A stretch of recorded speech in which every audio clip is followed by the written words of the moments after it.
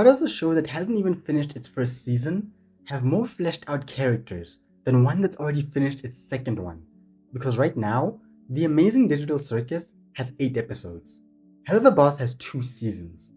And yet one of these shows somehow makes every character feel like a person, while the other keeps turning half of its cast into emotional side quests. And the reason why comes down to something surprisingly simple: balance. One of the smartest things that Digital Circus does is split character development across the entire cast.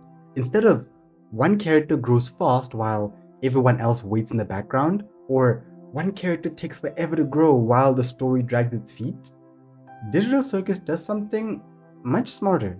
It gives different characters different development speeds, and that alone makes the show feel so much deeper, even before the plot really begins. Because, let's be honest, this show barely has a plot until episode 7, and yet it never feels empty, because the characters are the plot.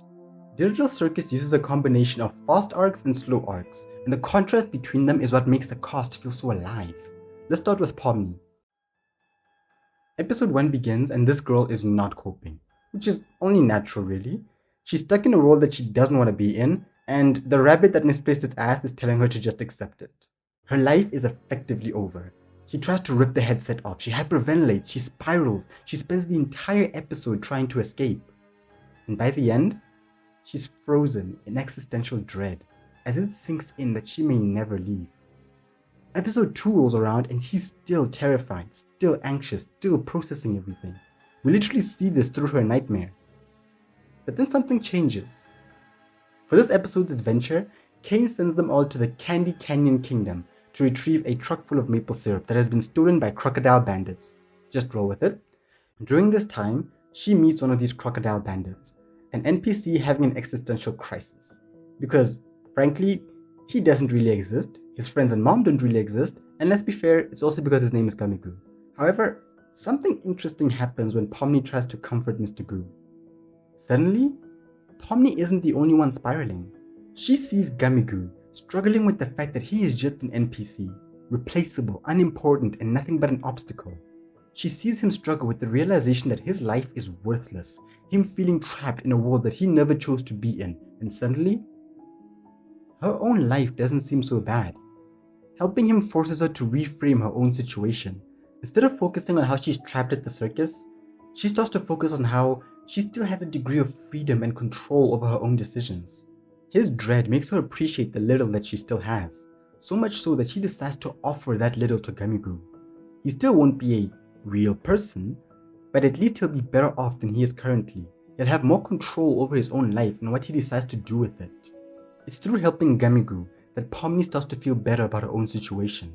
It's by meeting someone else having an existential crisis that she's able to work through her own emotions and anxiety. It's by finding someone that she can connect with that she becomes more open to forming bonds and friendships with everyone else at the circus. Then Kaufmo's funeral happens. Everyone cares, everyone mourns. And in that moment, Pomni realizes something huge. She isn't alone. She may be stuck in this digital world and her life may essentially be over. But she's not the only one. The people around her get it. And even though they were all forced to be there together, they can still make the most of their situation and become friends. 2 episodes, massive emotional shift, clean, focused, effective, fast arc. Now let's take a look at Ragatha. Her growth takes 6 episodes. 6 out of 9. From the very beginning, you can tell that she's terrified of people not liking her. Even after Pomni literally leaves her to die, she's still asking if Pomni is okay. That tells you everything. Her core fear is simple. People will stop liking her. And this fear is explored more as the series progresses. If you want to get more of my thoughts on the doll, I did a deep dive a few weeks ago. For now, I'm just going to speedrun her progression. In episode 2, while Pomni is busy with Gamigu, Ragatha starts talking to Kinger. She tells him that she's afraid that Pomni doesn't like her very much. And Kinger tells her not to take it too personally. That being trapped in a video game is a lot for anyone to deal with. He even reminds her that it took her a long time to adjust as well. This scene more clearly establishes Ragatha's fear and how that affects the way she interacts with others. Also, by having her confide in Kinger, it sets some stuff up for later in the season, but we'll get to that. Episode 4 then gives some insight into how this tendency of Filtering everything she says and does according to how others will feel about it affects Ragatha, with her drinking the stupid sauce and that resulting in her losing that filter. And now she's telling people exactly how much they suck, which, good for her, but the problem with the stupid sauce is that it still allows her a level of plausible deniability, where she can say, oh no, I didn't mean it, I just didn't have a brain. But it allows us as the audience to see more of what Ragatha actually thinks about the people around her. Then there was the suggestion box episode, where Ragatha both shares details about her past, like how she had an abusive mother, and tries to be more honest about how she feels about the people around her. The former gives us a bit more insight into why she is the way that she is. We get to know exactly what trauma led her to become a people pleaser. And the second one leads to her behaving like a bit of a dick. But still, that's progress. It's her becoming just a little bit more comfortable and having others see her negative emotions, even though she's not fully there yet. And then finally, we get episode 6. Everyone is paired up in teams of 2 for an adventure, where they're just gonna try to shoot each other in the face. How they didn't all just gang up on Jax is beyond me. But okay. Pomni asks Ragatha to team up. Ragatha tells Pomni that she'd rather team up with Kinger, as she doesn't want him to end up with Jax. And she herself also doesn't want to end up with Jax. Pomni is disappointed, but she's cool with it and decides to join Jax instead. This one moment sends Ragatha spiraling. At first, she was just going to quietly sit in a corner and cry. But then Kinger shows up, and all of it just starts pouring out of her. She starts telling him how she wants everyone else to be happy and for them to not hate her. She already feels like Gangle and Zubul hate her, while Jax clearly does. She's afraid that after that interaction earlier, Pomni will hate her now too. And in one of the few moments of wisdom for Kinger, he's able to comfort Ragatha and give her some pretty solid advice, telling her to look out for herself too, instead of putting the needs of others ahead of her own so often that she's just constantly neglecting her own needs as a result. Ragatha's story isn't over, because as much as she's gotten some pretty good advice, she still needs to try implementing it, still needs to try to get better and to treat herself better. But right now, she is in a much better place than she was at the beginning of the series. And that's what matters. Growth. Not necessarily a complete journey, but just one where you are no longer stuck in the same place you were before. And it took 6 episodes to reach emotional honesty. That's patience, that's layering, that's payoff. And because Pomni's arc moves so fast, Ragatha's slow burn never feels boring. That is character balance. Now we gotta switch gears, because Helluva Boss has the exact opposite problem. It introduces trauma, then abandons it, then replaces it with somebody else's trauma.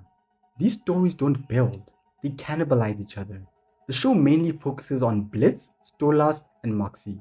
Everyone else gets crumbs, and unfortunately, the female cast tends to get the smallest crumbs. Now, I'm not saying that Helluva Boss has a female character problem, but this section of the video only focuses on Millie, Luna, and Octavia. Take from that what you will. These ladies all play second fiddle to the men in their lives. But at least they all do so in their own unique way, I guess. In Millie's case, she spends most of her time supporting Moxie, which sounds like a good thing on paper. I mean, she is his wife, and supporting your spouse is obviously a good thing. But at a certain point, you start to realize that's all she ever does. Millie's parents think Moxie isn't good enough for their daughter. Millie spends the whole episode reminding Moxie that she loves him and he is enough. Moxie won't stop buying crap off the side of the road. Millie spends the whole episode making sure that he doesn't get himself in trouble with the humans. And I think I've reached the point where I'm getting sick of badass female characters getting kids before they get stories. And once again, ordinarily, none of this would be an issue. In fact, in a perfect world, this video would be 8 minutes long and I would be spending the entire time just dick-riding Digital Circus. But it's the fact that they seemingly have so many opportunities to develop Millie and give her her own character, and yet always choose to focus on Moxie instead, that just rubs me the wrong way. The worst part is that this show actually let me hope, it let me dream for just a second, and then spat in my face and told me to fuck off. Because then, the camping episode happened, and it finally felt like Millie was getting her own arc.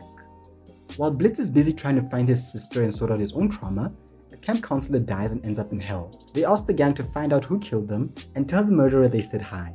Blitz decides to put Moxie in charge, and he and Millie go to the camp to investigate.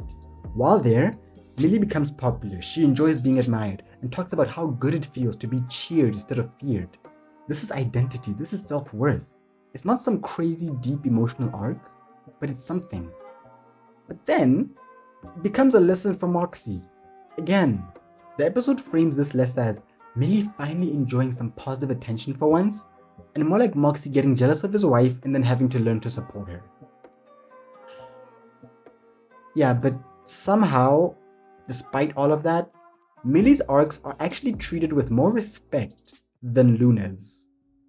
Luna is probably the most interesting female character to me. She has abandonment issues, social isolation, clear emotional baggage, amazing setup. Except every time we approach it, it becomes about Blitz. Actually, no, it doesn't become about Blitz. It is replaced by Blitz. There is one moment from the show that honestly just keeps me up at night. The Queen Bee episode. Luna goes to a party that Tex invited her to. When she gets to the party, things get interesting. People make fun of her for what happened at the last party she was at, and she picks a fight with Beelzebub. Because, quite frankly, Luna is just being a hater. All of this was so much fun to watch. It had me wondering what happened in Luna's past. Who are those girls? Why is Luna so insecure on Beelzebub? It can't just be because she's Tex's girlfriend. Because Luna was focusing more on the fact that everybody likes her than she was on the fact that she was dating Tex. So there's gotta be more to it than that. But then the moment that things start to get interesting with Luna, Blitz enters the room. For context, Blitz just came from a very awkward party that he attended with Stolas. He's feeling alone and worthless. Luna calls Blitz to pick her up. After she convinces Blitz to stay, he becomes so drunk that the queen of gluttony herself is telling him to slow down. Luna has to drag his ass back home, and the episode that was supposed to be about Luna meeting new people ends on a somber note and a focus on Blitz's trauma and loneliness. But you know what? That's fine. As long as they don't do it again. Oh, for God's sake. In season 2, Octavia steals the grimoire and heads to LA. The gang, along with Stolas, go to LA and try to find her. While there, Blitz's soulless eyes get him mistaken for a Hollywood actor, and he and Stolas end up on a set. But then Blitz starts to lose his shit. Why? Because the little girl in the story wants to adopt the dog. And this moment here reminds him of Luna. It reminds him of how she got screwed over by the system and the state that she was in when he first met her. Bro, we literally have a scene of Luna crying on a mattress with hundreds of markings in the background that we're meant to interpret as Luna counting the days that she's been there. And the point of that scene is to motivate Daddy. And then for the next 10 episodes, that scene is never brought up again. The problem with Luna and Blitz is that her moments get replaced by his. Her trauma motivates his growth. Her loneliness reinforces his loneliness. Even her connection with Octavia gets dropped after one conversation. A whole friendship, a potential relationship, just gone. And speaking of Octavia, Octavia's entire existence revolves around Stolas. However, unlike the rest of the female cast, we were actually warned about Octavia, which, thanks, I guess. I mean, it's better than us thinking that a character has her own life only for that not to be the case. When we first meet Octavia, she's upset. Her mom and dad are getting divorced, the home she once knew is no longer the same, and she's afraid that dad will choose to run off with Blitz and leave her. This whole story is about how the divorce has affected Octavia and her home life. Which is fine. Her parents are going through a divorce and her dad is fucking an imp. No shit, she'd have a hard time dealing with it. But then the next time we see her, literally a season later, she's running away because she wants to see the stars. An activity that she originally wanted to do with Stolas. At the end of said season, she tells Stolas to fuck off because he hurt her. We never get her doing anything that doesn't eventually tie back to Stolas. Almost never. In case you're wondering, yes, I am eventually going to make a video about Luna x Octavia because while I may not be the most aggressive shipper, this scene left me with no choice but to talk about owling at the moon. Really? Okay. Going back to Octavia, there is nothing wrong with divorce trauma, but she has no life outside of it. All she ever does in the show is react to stuff that Stolas has done, or stuff that he said he would do but hasn't. And it's such a shame because, I'm gonna be real with you, I don't believe that all female characters need to have some level of depth. That it's wrong for a female character to just be a prop for the guy. Because honestly, there are times where I can acknowledge that certain female characters are just a prop, and I'm happy. It works well within the story. But this isn't one of them. You can't just constantly tease characters having trauma, their own story, their own character, and then just leave the audience hanging. I mean, when fucking Fizz or Raleigh has more development than characters in your main cast, you know you've got a problem. Digital Circus distributes growth across the cast. Helluva Boss concentrates it. Season 2 of Helluva Boss clearly wants to be a bigger serialized story. But serialization requires a cast that feel like people, not props. And right now, too many characters exist to elevate the men in their lives, which makes them feel less like characters and more like supporting furniture. When every character is allowed to grow at their own pace, the world starts to feel alive. But when half the cast only exists to support somebody else's story, the world starts to feel small.